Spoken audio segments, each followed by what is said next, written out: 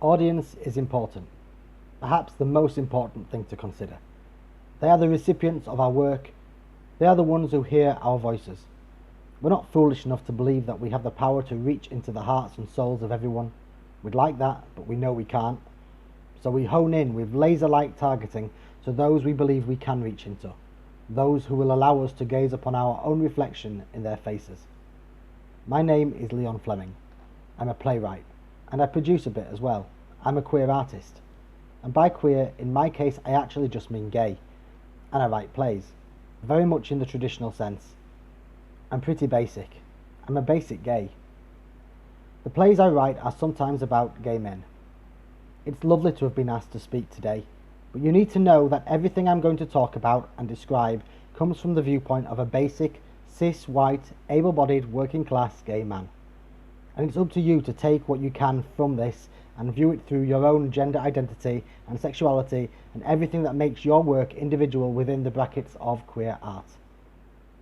I'm speaking today about honing in and talking to our own community, using our work as an attempt to start or be a part of a conversation that is pitched specifically at those like us, and not those outside in the straight world. I'm sure there are many plays I could reference that have attempted to pull from a straight audience compassion, understanding, to show them how fucked up we are because of them, or to show them that really we're just the same as they are. But when I'm making gay work, it's mostly for us and not them.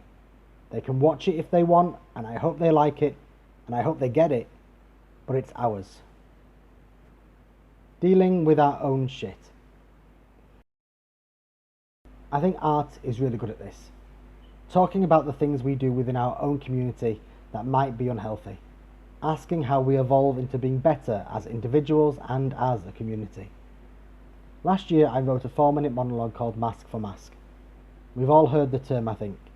Many of us are used to seeing it on apps like Grindr. Mask for Mask was written from the point of view of a gay man who's tired of being femme-shamed indirectly by one of their straight acting friends. Here's a little bit of it. I'm not a fairy nymph, though, awake by night and asleep by day. I'm not your dirty secret because girly gays and manly gays don't mix. If you want me, want me. But remember with your Mask for Mask when the notifications from Scruff come through that while they're pretending, you're pretending too. Because I've seen you when you let yourself breathe. I've known you when you're sloshing Cosmos and telling me about the latest episode of Sewing Bee. I've been with you when you've cried, held you while you sobbed, reaching to work out who you are inside while struggling to be the all-around lad's lad, the bloke next door, sheathed in normality, cloaked in the mundane, so the kids across the street don't call your name and suffix it with faggot. The world is cruel. We both know that.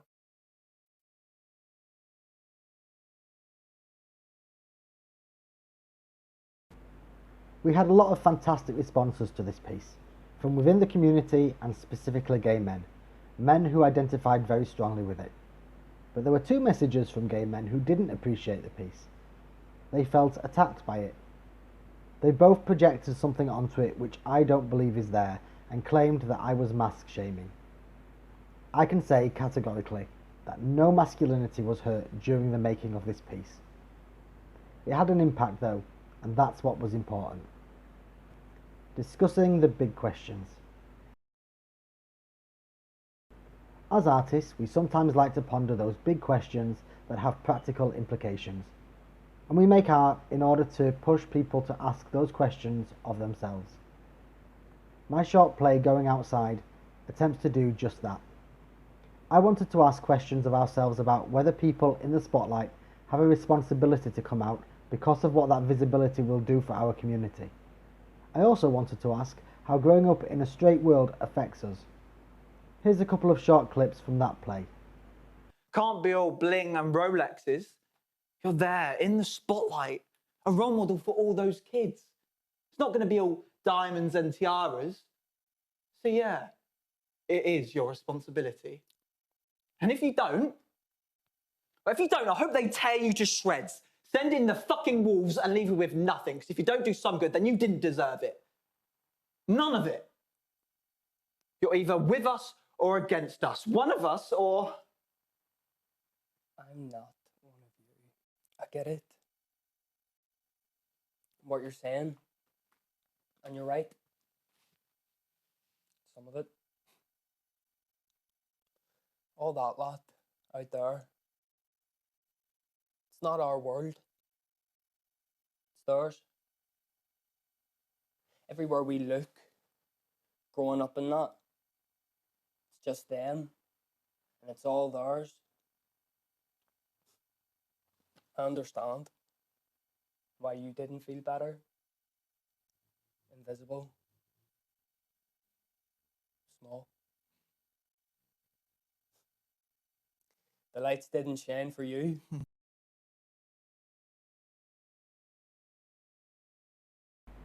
It was only 15 minutes long, but I packed quite a lot into that uncomfortable grinder hookup. And I use short plays like that a lot.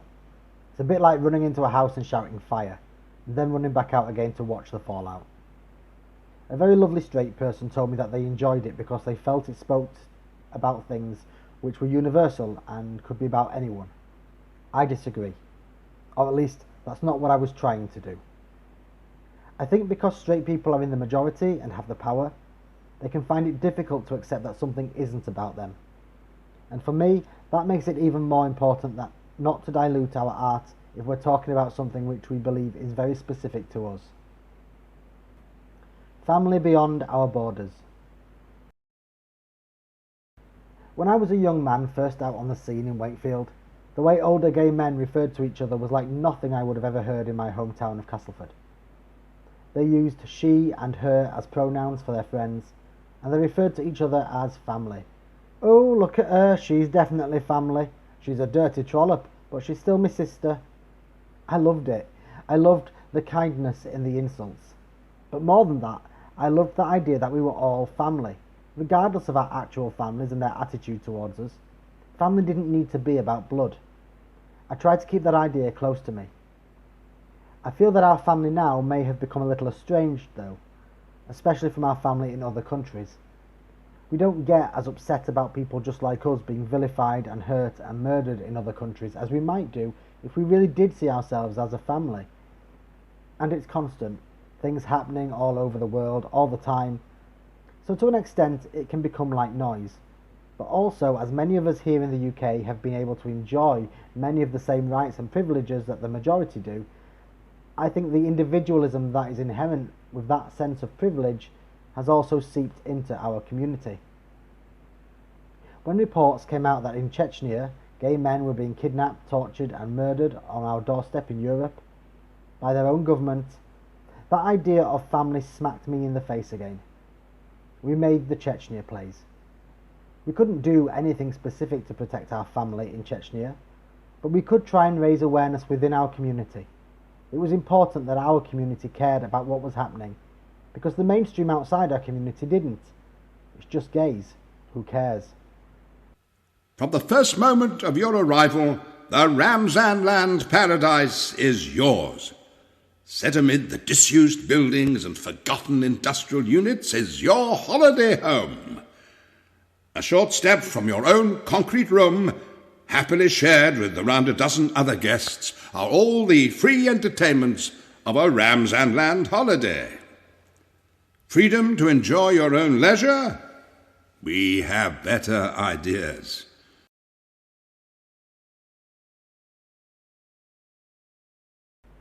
The voice you heard was Ian McKellen's, performing as an unseen character in one of the short plays that make up the Chechnya plays.